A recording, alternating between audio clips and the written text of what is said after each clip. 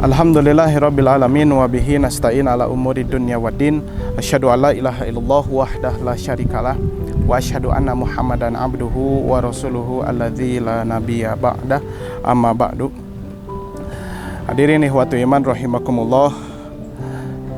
Perlu kita ketahui bahwa sesungguhnya kita itu memiliki musuh yang nyata, musuh yang sering disebutkan di dalam Al-Quran, yaitu setan yang menipu daya kepada manusia.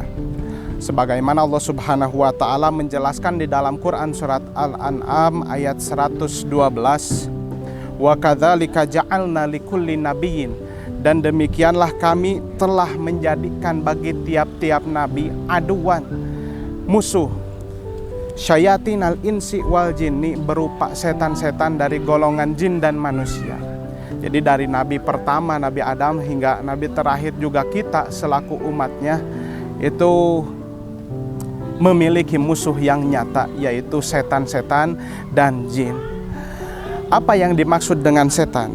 Imam Ar-Raghib Al-Asfahani di dalam kitabnya Mu'jam Mufradat li Al-Fadhil Quran, beliau menjelaskan bahwa yang dimaksud dengan setan itu diambil dari kata syatona, yang semakna dengan kata ba'ada atau taba'uda, yang artinya jauh.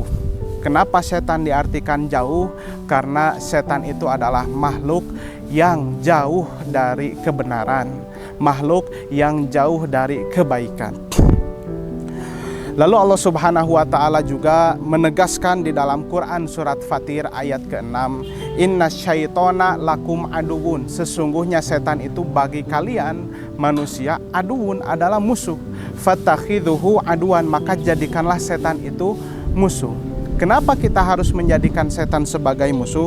Innama yad'u hizbahu liyakunu min ashabis sa'ir.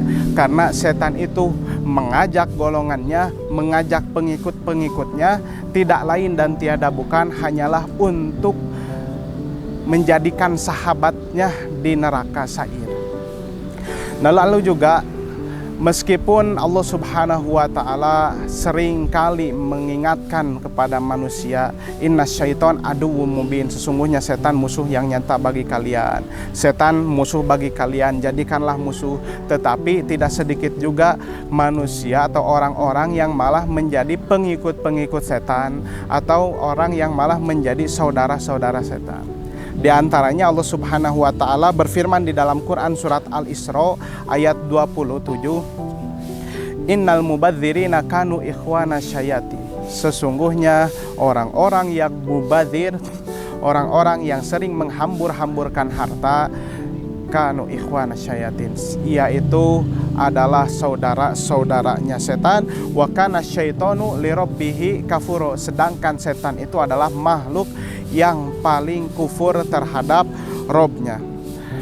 Nah, hadirin ikhwatu iman rahimakumullah, Imam Ar-Raghib Al-Asfahani menjelaskan bahwa yang dimaksud dengan tabdzir atau perilaku mubadir itu adalah ilqaul badri wa tarhuhu, jadi menanam benih dan membuangnya, yang berarti yang dimaksud itu adalah kiasan dari menghambur-hamburkan harta.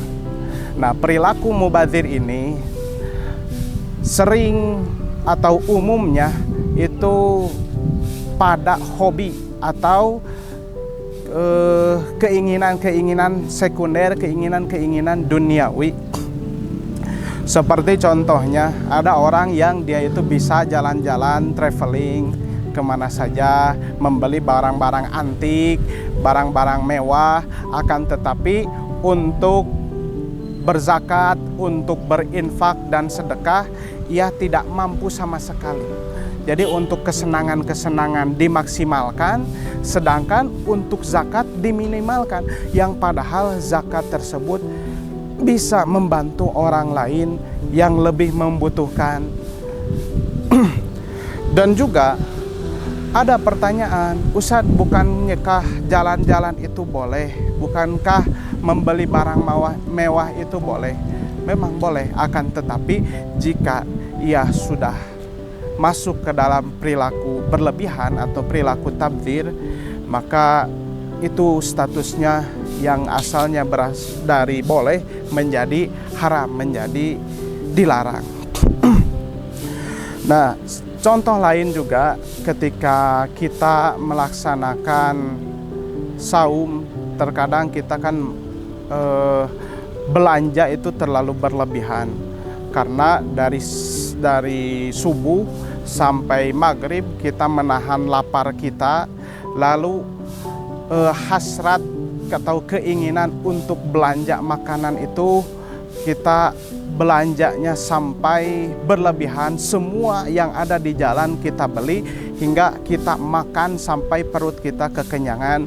Nah, itu juga termasuk dalam perilaku tabdzir, perilaku yang mubadir.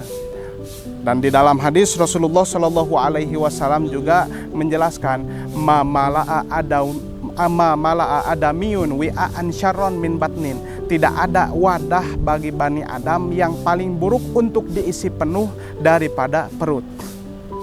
Kalau wadah yang lain diisi penuh itu bagus.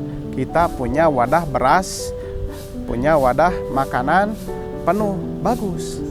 Atau kita punya wadah uang, tabungan uang penuh, bagus. Tetapi ada satu wadah yang jika diisi penuh itu malah tidak bagus, malah menjadikan rusak. Apa itu? Yaitu adalah perut gitu. Nah, makanya di bulan Ramadan ini lebih baik dan dianjurkan kita agar tidak berperilaku mubazir, apalagi ketika saat kita berbuka itu tidak berlebihan. Nah, mudah-mudahan apa yang disampaikan bisa menjadi ilmu yang bermanfaat, khusus bagi saya sendiri dan umumnya bagi penonton sekalian. Ditutup dengan doa, Rabbana atina fid dunya hasanah wa fil akhirati hasanah wa qina adzabannar. Aqulu qouli hadza wa astaghfirullah li wa lakum. Assalamualaikum warahmatullahi wabarakatuh.